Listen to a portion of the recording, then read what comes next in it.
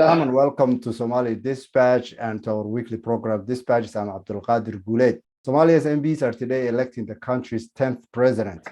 There has been 39 official candidates, with some dropping out on the last minute, while others reportedly made deals with others and joined forces. To discuss the issue of what we can expect and who has the best shot in winning, we have with us Quays Irby, a Somali political insider. He joins us today from Nairobi. Quays, welcome to Dispatches. And if you can start us off with an overview of how we got here on this campaign would be great. Thank you, Abdulqadir, for having me on a Dispatch.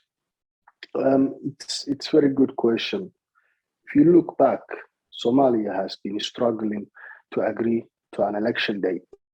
We know what has been gone through from the 17th of September, 3 meetings that has taken place in Somalia, the agreement that has been done by double, and all these fights, struggle back and forth.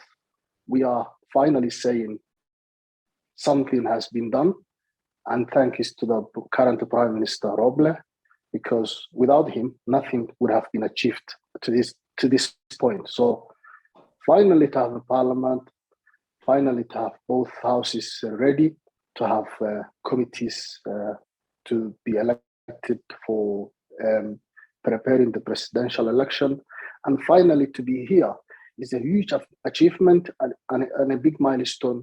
I don't know how a lot of people see, but to have 1 year extended term to the current president is not a lot compared to what they originally wanted, which was 2 years. So huge success and congratulations to Somali people to have a new president today. Okay, as you heard, the candidates gave their speeches this week. What were the takeaways in terms of what their platforms entail and what kind of presidents they would make if and when they're elected? So one thing in common that we can understand from the point of view of every presidential election is, that they don't have the slightest idea about the constitution. Everyone individually comes in front of a crowd and says, I will be doing this, I'll be doing this, I'll be doing that. But when you closely listen to them, what they are actually claiming to be doing in the future is what the future prime minister should be doing, what the future cabinet of the ministers will be responsible. So current president or the future president, they only have one thing to be doing, which is to keep the constitutional adhered to by everybody, to keep the country together and to make sure the rule of law are respected. Now, if they keep saying, I'll be doing it, I'll be doing that, I'll be doing that, that means they are undermining the work that the prime minister is going to be doing, which means it's very clear now why we always have a conflict between the president and the prime minister. Very interesting point. Why do you think, Quays Irby, so many unknown candidates with little or no chance of winning had went ahead and put themselves forward and paid those large fees that they need to basically run for the presidents? Why do you think that is? So number one thing to really underscore is that a lot of the money that is being paid to register these people, the 40K, are not really coming from their pocket. They are either collecting from families and friends, and with the hope to achieve a political position at some point, maybe to become a cabinet minister in the future government, to at least gain some kind of popularities. And that is all they really want. And remember, if the money is not coming from you and you are still becoming a bit famous, you have nothing to lose, but a lot to gain, perhaps.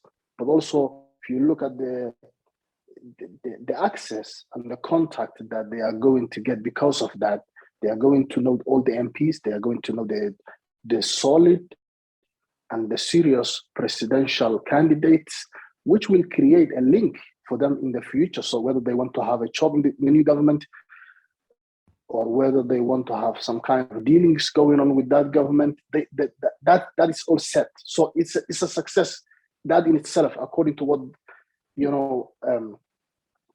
we can analyze. But the other thing is, maybe those who have not collected the money from families and friends, one thing to let Somali people know is the money that these people is paying is the money that Somali people own, because these people have been politicians and collected the money unfairly, obviously, because of the positions they had. Right. So to cut to the chase, and today, as everybody knows, May 15 is the day slated for the elections. Who are the front runners from your perspective? So when we really listen to the speeches, when we have seen the evidences of the manifestos that they had, when you see the activities that are taking place, there are about 6 candidates that are 1 to 6. Excuse me. One is the previous president, Hassan Sheikh Mohamud. One is Sheikh Sharif, who was also a president before Hassan Sheikh. One is the current president, Farmajo.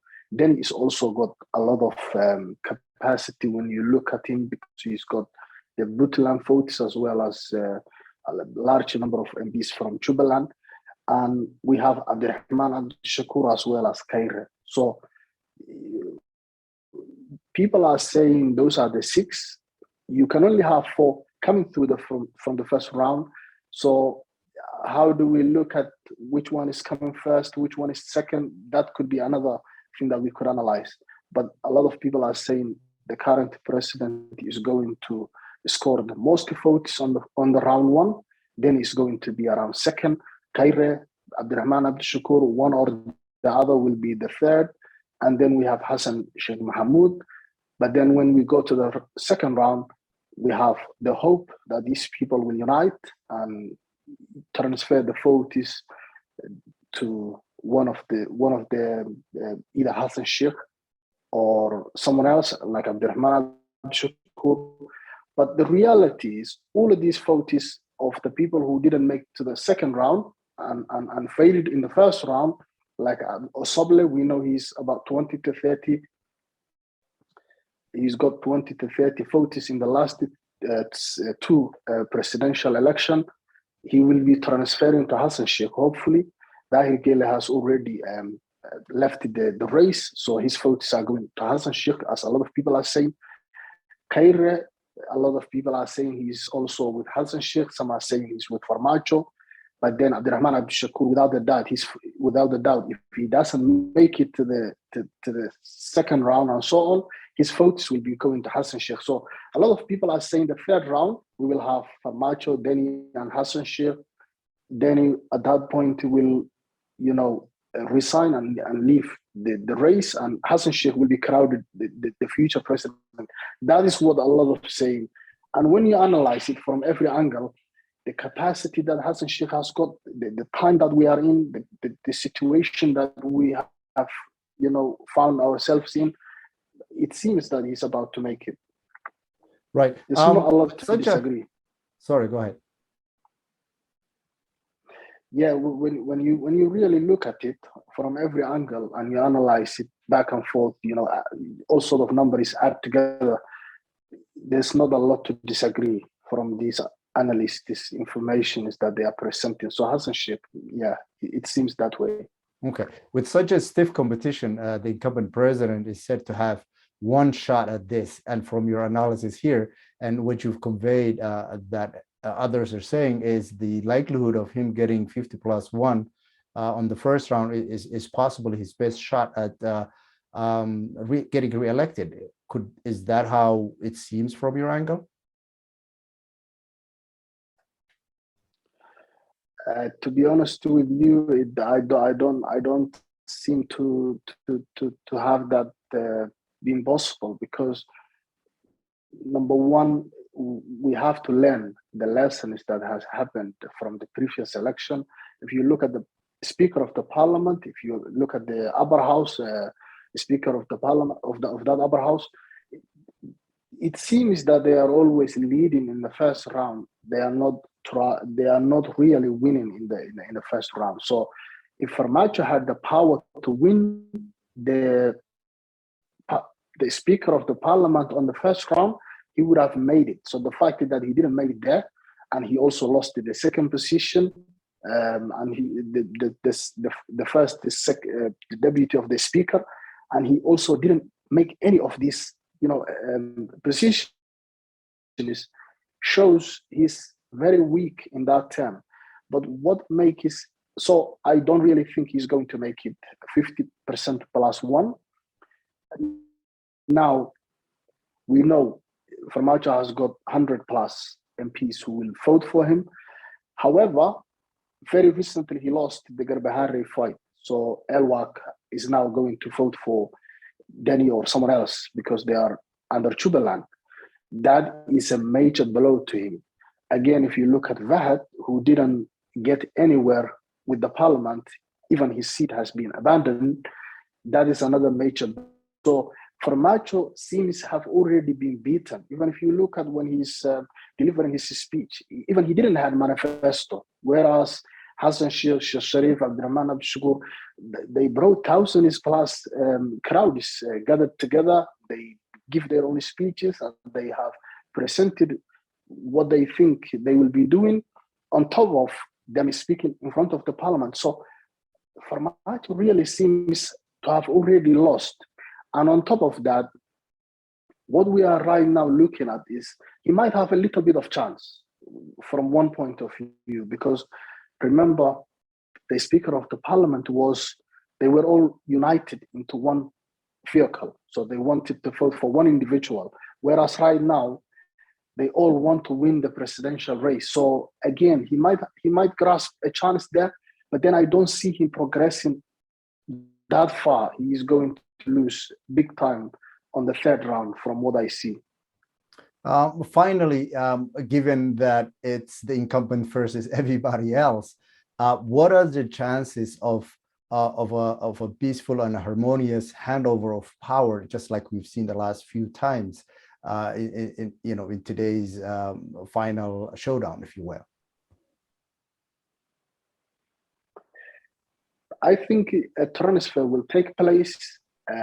How it will take place, I cannot predict. Nobody can predict, because Farmajo is not a predictable individual. He is very unpredictable. So they now have closed the city, so no movement is taking place. They have, restricted the movement between people and also the transport and so on. Now, in my opinion, that is a bit red flag, because the parliament has done election on the speakers. The upper house has taken an election in Afisioni. So to close the whole Mogadishu city for an election is something new. It never happened before. Election can take place in Afisioni. It's an area that is secured, it's safe, it's protected by ATMIS. So I don't really see why. But in my opinion, if you look at the election, I think they had plan A and plan B when we have been electing the speakers. They wanted, number one, to stop the MPs coming through. So they have failed after a long fight from the opposition. And the second option they had is when everybody came into the tent, they wanted to make a case against the Garbahari Elwak issue. So that has been again resolved by throwing both of them out of the election. And that has been the solution. So if you look at Farmajo, he's always got plan A and plan B. And don't forget, he's got a lot of soldiers, specifically NISA, over 40 in the parliament. So when they see they are losing the election one way or another, round one or round two and so on, they could cause problems. We don't know what the plans are. Then maybe the whole election would change into a hand fight and so on. And then maybe they are already in control of the city. Maybe the whole election is invalid from that point. If I don't know what's going to happen, but anybody can expect anything from Farmajo. I think in the end, it doesn't matter what he tries to do, some way or another, he will have to transfer the power regardless. And what happens if he actually gets re-elected? What does that mean for the opposition and for the country at large?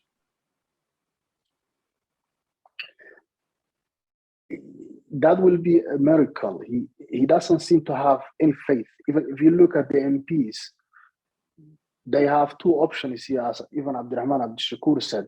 They have two things fighting within them: their morale, thinking about the country, the safety, the people, everything. Today, everything is on the table. So, would they really select Farmajo knowing that he's going to lead into a civil war? A lot of people are not really keen on seeing success from Farmajo's side. A lot of people, if you look at his supporters, they are saying Farmajo is going to win in the first round.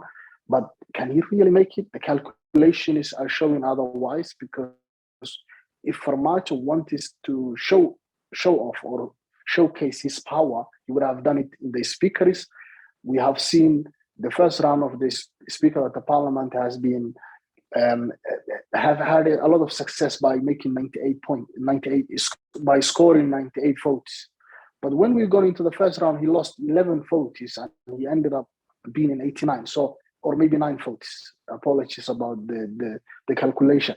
But when you look at from that point of view, he doesn't seem to have 100 MPs as a bulk.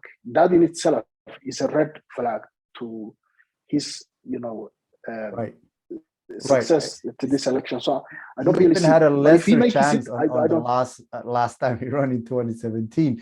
But what I'm saying and maybe what I'm asking is, if he somehow pulls off the miracle, your words, in winning, what does that mean? Would the opposition accept that result? What does it mean for Somalia moving forward after that? I think see ourselves into a civil war, maybe not a major civil war to the extent that we go back into the 1990s as the oppositions and other people used to say.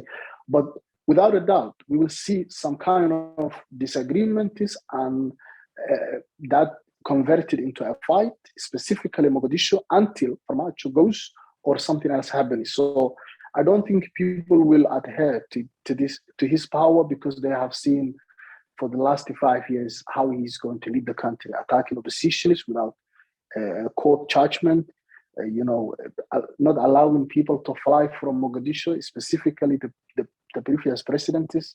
MPs have been killed. We know the Ikram case is still ongoing. Kalbi Dagah today is going to speak to the parliament and present his case, how he has been handed over to Ethiopia.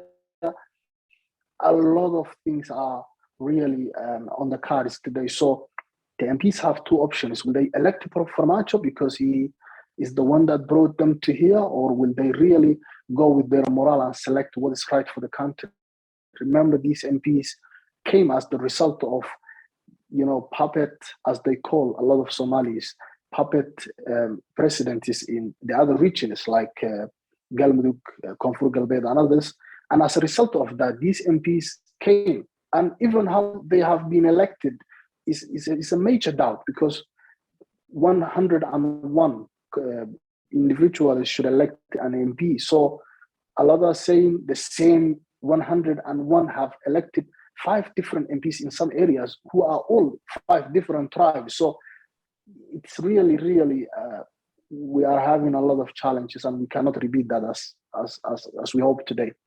I appreciate Quays Irby, your insight and perhaps you collecting the thoughts out there and the analysis out there. But the fact that Farmajo is running and he's certified to run, and he perhaps has some number of MPs supporting him, it's going to be a hard sell for the opposition if he pulls off a miracle and wins, if they dispute that. But we will see, and it's only a few hours, and we'll be right back here and discussing that result with your availability, I hope. Thank you so much for your time this morning, and I look forward in talking to you in the future. As always, take good care. Is it okay just to add one point, Abdulkader, if you don't mind? From what you said, you said Farmajo will be certified to run. And now, if you look at the way they certify the presidential candidates, nobody checks a criminal record against them. Nobody even does a reference check on wherever they come from. Nobody even checks their age. There is a lot of doubt that even if you are 30 but claim to be 40, they will still register you. So it seems that they are, number one, very keen on getting the 40K. And number two, Abdurrahman Abdushakur, if you remember his speech, he said, we knew how these MPs came. They have been handpicked by the regions they come from, which are pro Farmajo. But we are still going into the election knowing that, because what is best for the country, we wanted to give an opportunity to the country, the election to take place. Because if you remember, the international community are going to even stop the donors they give to Somali, which is over 70%. Now, why Farmajo has been certified? Because of what is good for the country. Because if you say no to him, a conflict will start. So the people had no other choice but to allow him to run. Don't get me wrong. There's a lot of compromises on all sides, and perhaps that's one of the compromises needed. But for the opposition to say for a year now, an election is the path forward, and let him run, and if he wins, he wins. Then we will go from there. But again, I thank you for your time, and hopefully Somalis would, Somali MPs and Somali public in general would keep at heart at what's good for the country, and hopefully we can move on from this past 5 years and perhaps go into a different era. Thank you again. Take good care. You're welcome. Take care.